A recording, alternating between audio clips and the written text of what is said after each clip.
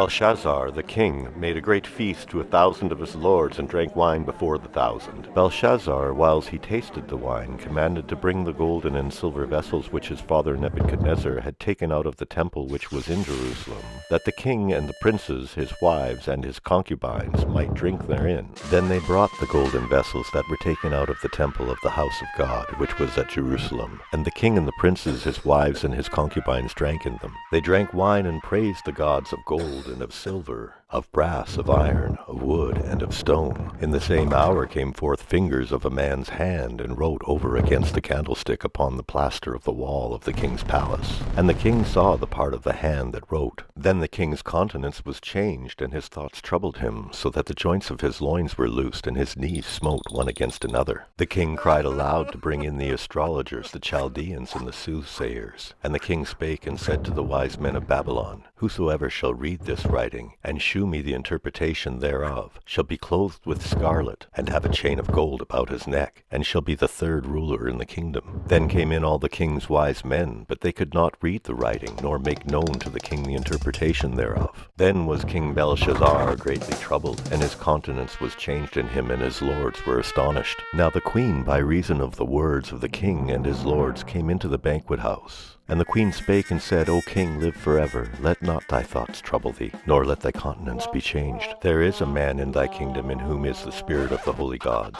And in the days of thy father light and understanding and wisdom, like the wisdom of the gods, was found in him whom the king Nebuchadnezzar thy father the king, I say, thy father, made the master of magicians, astrologers, Chaldeans, and soothsayers. For as much as an excellent spirit, and knowledge, and understanding, interpreting of dreams, and shewing of hard sentences, and dissolving of doubts were found in the same Daniel, whom the king named Belshazzar. Now let Daniel be called, and he will shew the interpretation. Then was Daniel brought in before the king, and the king spake and said unto Daniel, Art thou that Daniel which art of the children of the captivity of Judah, whom the king my father brought out of Jewry? I have even heard of thee, that the spirit of the gods is in thee, and that light and understanding and excellent wisdom is found in thee. And now the wise men, the astrologers, have been brought in before me, that they should read this writing, and make known unto me the interpretation thereof. But they could not shew the interpretation of the thing. And I have heard of thee, that thou canst make interpretations and dissolve doubts. Now if thou canst read the writing, and make known to me the interpretation thereof, thou shalt be clothed with scarlet, and have a chain of gold about thy neck, and shalt be the third ruler in the kingdom.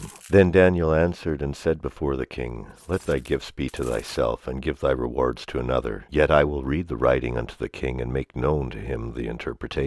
O thou king, the most high God gave Nebuchadnezzar thy father a kingdom and majesty and glory and honor. And for the majesty that he gave him, all people, nations, and languages trembled and feared before him. Whom he would he slew, and whom he would he kept alive, and whom he would he set up, and whom he would he put down. But when his heart was lifted up and his mind hardened in pride, he was deposed from his kingly throne, and they took his glory from him. And he was driven from the sons of men, and his heart was made like the beasts, and his dwelling was with the wild asses. They fed him with grass like oxen, and his body was wet with the dew of heaven, till he knew that the Most High God ruled in the kingdom of men, and that he appointeth over it whomever he will. And thou, his son, O Belshazzar, hast not humbled thine heart, though thou knewest all this, but hast lifted thyself against the Lord of heaven, and they have brought the vessels of his house before thee, and thou and thy lords, thy wives, and thy concubines have drunk wine in them, and thou hast praised the gods of silver and gold, of brass, iron, wood, and stone, which see not, nor hear, nor know, and the God in whose hand thy breath is,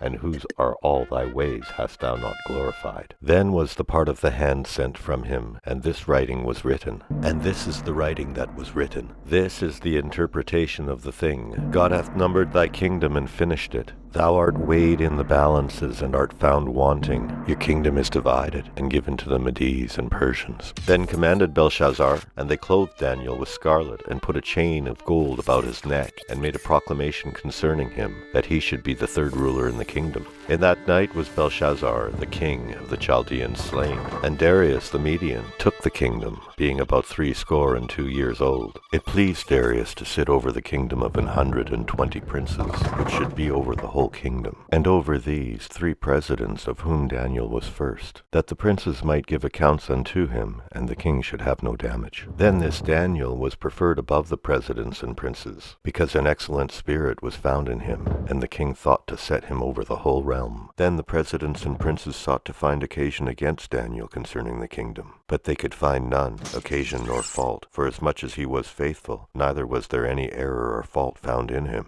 Then said these men, We shall not find any occasion against this Daniel, except we find it against him concerning the law of his God. Then these presidents and princes assembled together to the king, and said thus unto him, King Darius, live forever. All the presidents of the kingdom, the governors, and the princes, the counselors, and the captains have consulted together to establish a royal statute, and to make a firm decree, that whosoever shall ask a petition of any god or man for 30 days, save thee, O king, he shall be cast into the den of lions. Now, O king, establish the decree, and sign the writing, that it be not changed according to the law of the Medes and Persians, which altereth not. Wherefore King Darius signed the writing and the decree. Now when Daniel knew that the writing was signed, he went into his house, and his windows being open in his chamber toward Jerusalem, he kneeled upon his knees 3 times a day, and prayed, and gave thanks before his God, as he did aforetime. Then these men assembled, and found Daniel praying and making supplication before his God. Then they came near, and spake before the king concerning the king's decree. Hast thou not signed a decree, that every man shall ask a petition of any god or man within 30 days, save of thee, O king, shall be cast into the den of lions? The king answered and said, The thing is true according to the law of the Medes and Persians, which altereth not. Then answered they and said before the king, That Daniel, which is of the children of the captivity of Judah, regardeth not thee, O king, nor the decree that thou hast signed, but maketh his petition 3 times a day. Then the king, when he heard these words, was sore displeased with himself, and set his heart on Daniel to deliver him, and he labored till the going down of the sun to deliver him. Then these men assembled unto the king, and said unto the king, Know, O king, that the law of the Medes and Persians is, that no decree nor statute which the king establisheth may be changed. Then the king commanded, and they brought Daniel, and cast him into the den of lions. Now the king spake and said unto Daniel, Thy God whom thou servest continually, he will deliver thee. And a stone was brought, and laid upon the mouth of the den, and the king sealed it with his own signet, and with the signet of his lords, that the purpose might not be changed concerning Daniel. Then the king went to his palace, and passed the night fasting. Neither were instruments of music brought before him, and his sleep went from him. Then the king arose very early in the morning, and went in haste unto the den of lions. And when he came to the den, he cried with a lamentable voice unto Daniel. And the king spake and said to Daniel, O Daniel, servant of the living God, is thy God whom thou servest continually able to deliver thee from the lions? Then said Daniel unto the king, O king, live forever. My God has sent an angel, and hath shut the lions' mouths, and they have not hurt me. For as much as before him innocency was found in me, and also before thee, O king, have I done no hurt. Then was the king exceedingly glad for him, and commanded that they should take Daniel up out of the den. So Daniel was taken up out of the den, and no manner of hurt was found upon him, because he believed in his God. And the king commanded, and they brought those men which had accused Daniel, and they cast them into the den of lions, them, their children, and their wives. And the lions had the mastery of them, and brake all their bones in pieces, or ever they came at the bottom of the den. Then King Darius wrote unto all people, nations, and languages, that dwell in all the earth, Peace be multiplied unto you. I make a decree, that in every dominion of my kingdom men tremble and fear before the God of Daniel, for he is the living God, and steadfast forever, and his kingdom that which shall not be destroyed, and his kingdom shall be even unto the end. He delivereth, he rescueth, and he worketh signs and wonders in heaven and in earth, who hath delivered Daniel from the power of the lions. So this Daniel prospered in the reigns of Darius, and in the reign of Cyrus the Persian.